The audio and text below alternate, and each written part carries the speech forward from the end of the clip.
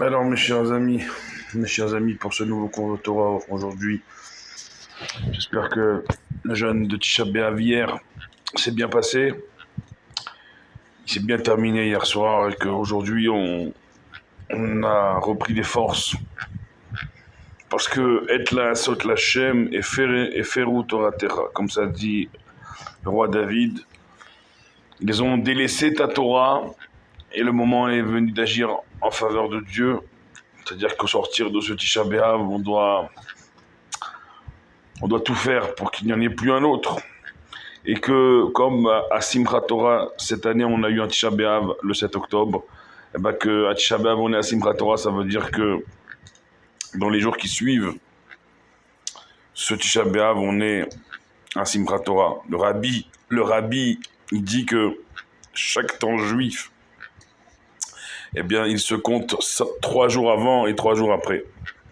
Donc on est encore dans les 3 jours après Tisha B'Av, et on le sera même jusqu'à Shabbat. Un Shabbat Nachamu devant nous, un Shabbat, le premier de consolation, le premier des 7 Shabbatot de consolation, où on lira l'Haftara après la paracha de Vaetranan, Nachamu, Nachamu Ami, consolez, consolez mon peuple. Oui, Akadosh Baruch Hu, il ne pense qu'à une chose depuis près de 2000 ans, 1954 ou 1956 ans selon les différents calculs.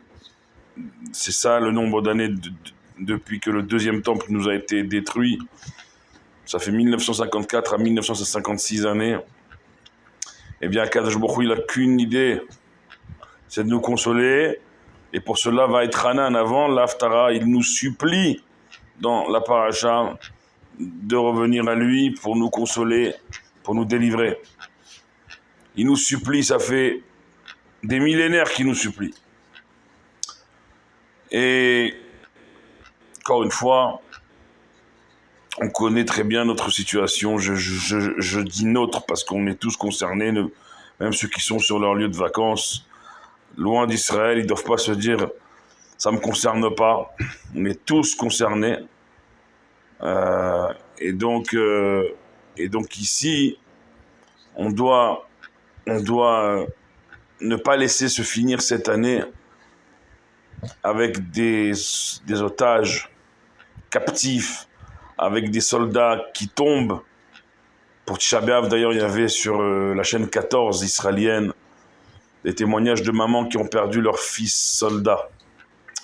Et parmi ces mamans, il y avait une maman française, francophone, bien connue, ici en Israël, mais je crois aussi en France, Lali Deré, qui a perdu récemment son fils à Gaza. Quelle force il faut avoir. En vérité, la présentatrice pensait donner de la force et du soutien à ces mamans. C'est ces mamans qui lui ont donné de la force et qui nous donnent de la force. Parce que incroyable de foi, c'est plus que de la résilience à ce niveau-là. C'est une force qu'on ne peut même pas décrire. Elles savent pourquoi leurs enfants sont tombés. Elles seraient prêtes à envoyer les frères de leur fils disparus, leur autre enfant, et encore et encore. Et nous, on est là. On est là à s'émouvoir un temps provisoire et à passer à autre chose, à continuer nos vies. Vaetranan, Akadosh Baruch Hu, au sortir de Tisha B'Av, dans la paracha de la semaine, il nous reste que ce soir et demain soir pour en parler. Vaetranan, il nous supplie, Akadosh Baruch Hu, revenez à moi pour que dans la Haftara, pour qu'à la fin des temps, Nachamu, Nachamu Ami, je vous console, je vous libère. Juste avant d'enregistrer ce cours, il y a une amie à moi, très chère, qui a mis sur son WhatsApp la photo de son papa, disparu subitement. Très dur. Et je lui ai dit, tu vas le revoir très bientôt avec Mashiach et Triatametim, avec la venue de Mashiach et la résurrection des morts. Et en attendant, je suis là pour toi. On doit tous être là les uns pour les autres. C'est Ahavat Israël qui va amener Mashiach. C'est l'amour du prochain qui va amener la délivrance. C'est notre capacité à rester unis. À rester unis. Parce que dans la paracha qu'on va lire ce Shabbos, on va rappeler les 10 paroles, les 10 commandements. Et oui, mes chers amis, sauf que, à la différence des premiers qu'on a lus dans le paracha de Yitro, où c'était marqué là-bas, Zachor et Yom HaShabbos, souviens-toi, souviens-toi du jour du Shabbat pour le sanctifier. Alors ici, dans Vaïtranan, ce Shabbat, c'est marqué Shamor et Yom HaShabbat, garde le jour du Shabbat. Garde cette force incroyable, consolatrice et salvatrice du Shabbat pour changer les choses. Eh bien, on va se réfugier dans Shabbat. On en parlera demain soir, Blinéder. Ce soir, il faut qu'on sache si le tzom, si le jeûne qu'on a fait hier, il a été moïd, il a été utile. Et pas se poser la question, est-ce que tu as passé un bon jeûne? Un jeûne, par définition, il ne peut pas être bon, sinon tu manges. Donc c'est pourquoi on a jeûné hier. Qu'est-ce qu'on a perdu? Qu'est-ce qu'on n'a pas retrouvé? Qu'est-ce que, malheureusement, on vit dans un monde stressant, un monde, comme vous voyez, à mes bâillements fatigués, alors que je devrais être Gibor Kahari, je devrais être. Moi, le premier, je parle à moi-même, vous savez, je devrais être comme un lion. Non, on est d'une faiblesse et d'une fainéantise et d'un bitoul Torah, d'une perte de temps incroyable. Incroyable. Il y a tellement à faire. Être là, sort l'Hachem, David Amelech, il dit. Le temps, il est d'agir pour Dieu. Et ce qu'on réalise, Bichlal, pourquoi on a jeûné hier?